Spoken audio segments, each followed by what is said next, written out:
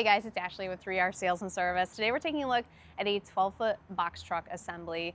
This is actually a Chevy 4500 series, and then we've got the 12-foot box. We have a hot water pressure washer and a gas engine Softwash system. So we'll start by going over everything that you can see from the rear of the truck, and then I'll grab the camera and we'll climb on in and take a look at everything inside. So from the outside, we have our hot water pressure washer. We've got the burner vent going right out through the back, and we have our engine right up front here. This is a Honda GX 690 engine, and it has the larger TSF series 8-gallon per minute high pressure pump. All of your controls are used from the outside, so you just step right up here, and you can use the pressure washer as a hot or cold water unit, and it does have temperature control as well. We have a bleeder valve on these systems, and what that does is it bleeds any air out of the water line that's coming from your water tank up to your pump head. And that bleeder valve is accessible from the back of the truck, so you can quickly start up your system whenever you're ready to go. On the hose reel side of things, we've got 3 different electric hose reels. These are the Titan hose reels, so they're aluminum framed. The Softwash and high pressure reel have stainless steel manifolds. And then the bottom hose reel, which is your garden hose reel, this is the one that connects to your water source and then fills up your water tank. This has a 1-inch high flow manifold so that we can fill the 525-gallon water tank as quickly as possible. When we say they're electric reels, you just press this button and it will automatically rewind your hose after you've used it. On top, we've got 300 feet of 1/2-inch hose for the Softwash system. In the middle, we have 200 feet of 3/8 hose for the pressure washer. And on bottom, we have a 100-foot section of the 3/4-inch hose, but we could easily fit another 100-foot section on there if needed. If you can see, I don't know if you can see from that angle, the flooring.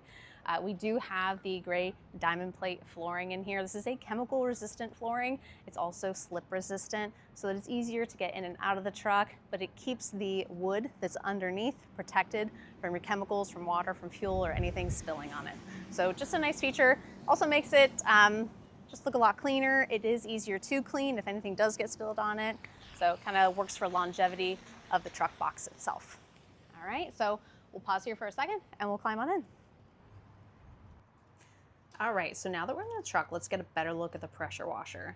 This unit is 3,500 PSI at 8-gallon per minute. And these are the controls I mentioned before. We have our nozzles all the way to the left. We've got an hour meter. There's the burner switch, which turns on and off the burner, so you can use it as a hot water or cold water. The round dial is your thermostat. And then the switch all the way on the right is an auxiliary switch, which provides power to a 115-volt outlet that's on the back. So what most people use that outlet for are maybe additional lighting. Sometimes the inside of these boxes aren't quite bright enough for servicing, so you can plug in a light and have it powering off that generator. Or you can have lights that are just facing outwards while you're doing night work. It's just kind of a nice convenient option to have an additional power source on hand when it's needed.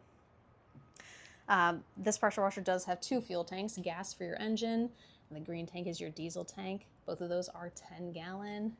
And then you can get a look on the inside. We've got the large battery on here. We do add in a few things like circuit breaker. That circuit breaker is there for the power reels, so that if you need to service the power reels or anything like that, you can cut off the power source right there and not have to worry about, obviously hurting yourself when taking apart those electrical components. And then we have the big TSF series pump back in there. Moving around, we have our 525-gallon tank. The yellow hose on top is the cool bypass for the pressure washer. And what the cool bypass does is it recirculates water from the tank to the pump head, keeping the pump nice and cool so that when you're off the trigger, it doesn't get too hot. The green hose is your inlet hose. That's directing the water from the hose reel into the water tank, but it is filtering it before it goes into that tank.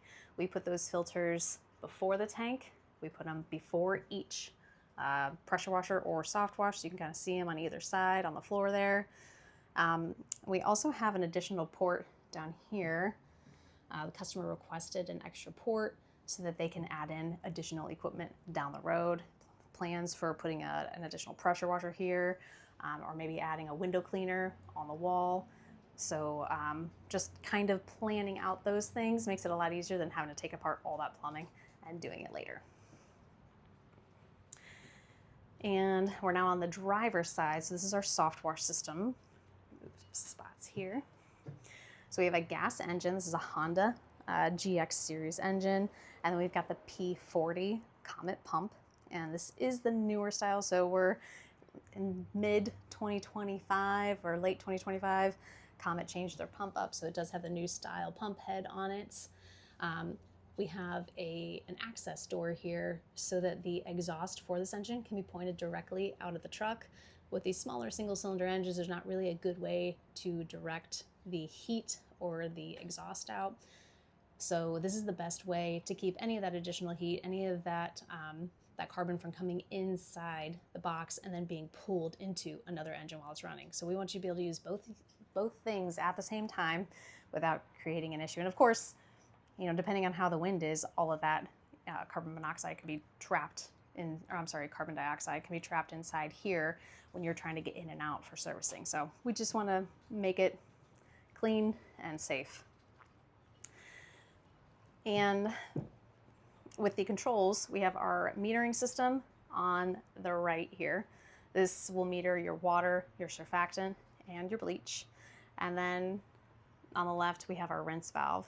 And this will turn off your surfactant while switching your bleach valve to draw water instead of bleach. So you can rinse everything out through your system, and then you can apply water with your Softwash if you'd like, at full flow. We have a 7-gallon surfactant tank, and then we have a 55-gallon bleach tank. On the bleach tank, we have 2 hoses. One is where the bleach is being drawn through, and the other hose is actually a vent hose. So bleach can go airborne. We want to keep that from going airborne inside the truck, so we ventilate it to the exterior of the truck. And then we are on the back side of the hose reels now. There were a couple things I did not mention when I was on the outside, so I'm going to move around here.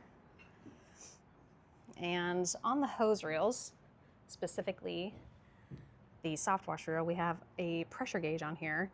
With the pressure gauge, it's really important to know what pressure you're running that Softwash system at, because the pumps are subject to just overpressurizing easily.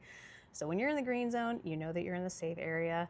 And if you get up into the yellow, you can do that for a very short period of time, then you need to back it right back down. If you're in the red, it's just too much pressure for that pump.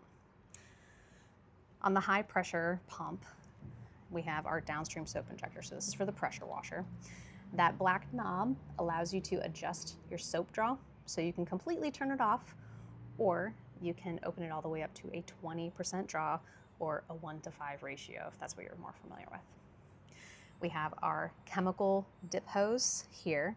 So we can drop that down into the bleach tank if you want to draw bleach with your pressure washer. Or you can drop it down into your water tank if you'd like to rinse out your soap injector. We made that hose long enough to reach back to the tank. And then we also have it long enough so that if you have an additional 5-gallon bucket or something along those lines, you can put that bucket on the ground out here and be able to run any other type of soap or degreaser or whatnot that you need to run through your system. So this build is particularly nice because it's compact, but it has a lot of power in it. There's plenty of power through the pressure washer, through the Softwash system, additional space for another pressure washer or a window cleaning system. Compact, room to grow, but you have everything you need whenever you're out washing. So if you have any questions, we'll have this shown on our website. It's 3rpressurewashers.com.